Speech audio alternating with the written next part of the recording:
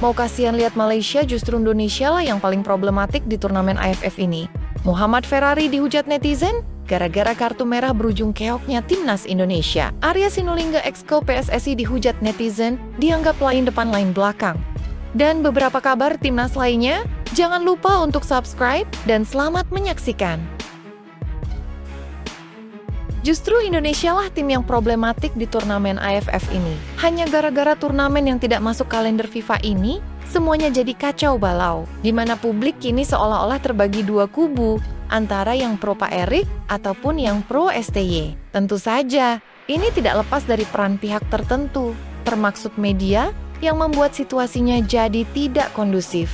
Hal yang pastinya mendapatkan sorotan dari pemain diaspora itu sendiri. Mereka pasti tidak menyangka, hanya karena Piala AFF Timnas yang sebelumnya harmonis, jadi pecah belah seperti ini. Alhasil, boleh dibilang Piala AFF pada akhirnya kayak disebut turnamen yang lebih banyak mudaratnya ketimbang manfaatnya. Dan dari sini kita pasti bisa saja sepaham, kalau dia yang tidak usah disebutkan namanya itu. Kalian pasti juga udah tahu, adalah orang yang paling tertawa lepas melihat segala kegaduhan ini.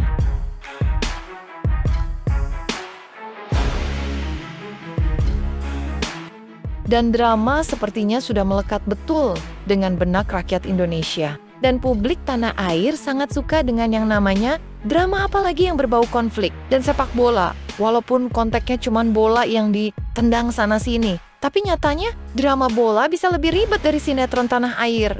Ya, di AFF 2024, Indonesia suka tak suka jadi tim yang paling problematik. Tentu kita tidak ada urusan dengan adik-adik U22 yang main.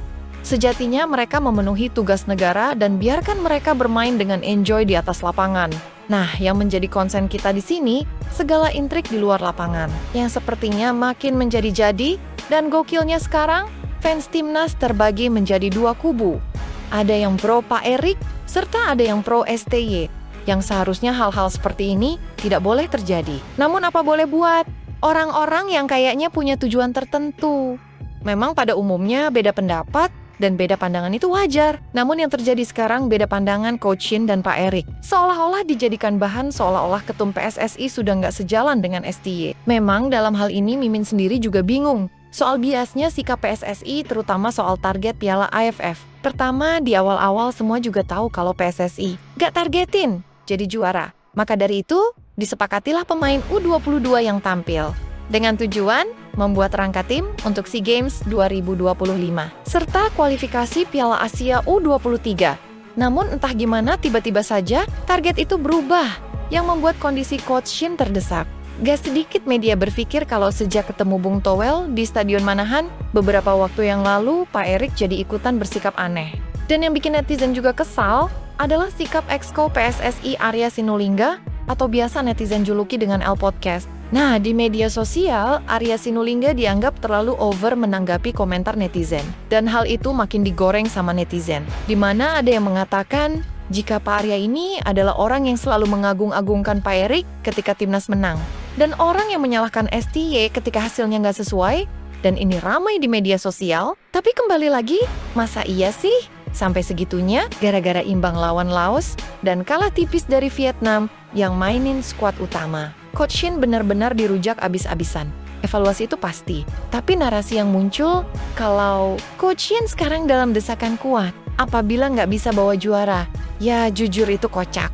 Logikanya gimana bisa? Yang di awal dia datang dan dihadapkan pada situasi timnas yang goyah, passing kontrol nggak jelas, plus konflik-konflik lainnya, tapi masih bisa membawa timnas sampai detik ini.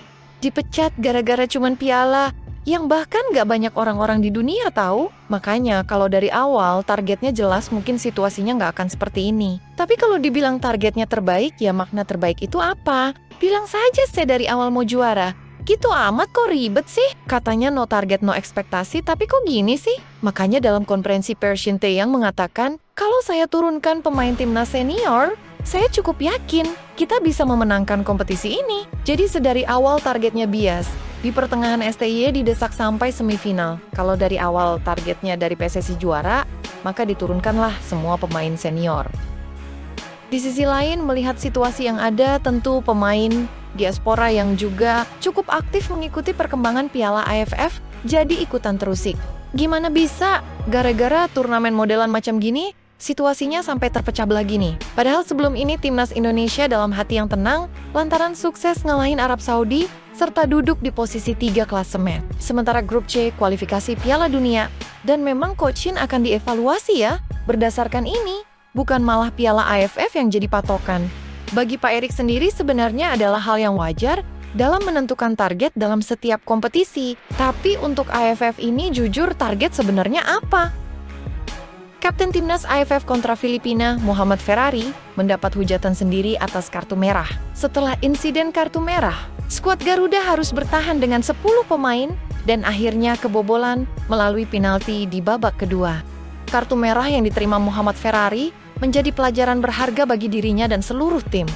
Bek Timnas Indonesia, Muhammad Ferrari menjadi sasaran hujatan netizen di media sosial. Ferrari yang menjabat sebagai Kapten Timnas Indonesia dalam pertandingan ini dikritik karena dianggap tak bisa menahan emosi. Dia terpancing cara penjagaan lawan kepadanya. Di Instagram resminya, dia sampai mengganti profil resminya dengan background merah dan menutup kolom komentar karena terus-terusan diberondong komentar oleh netizen Indonesia.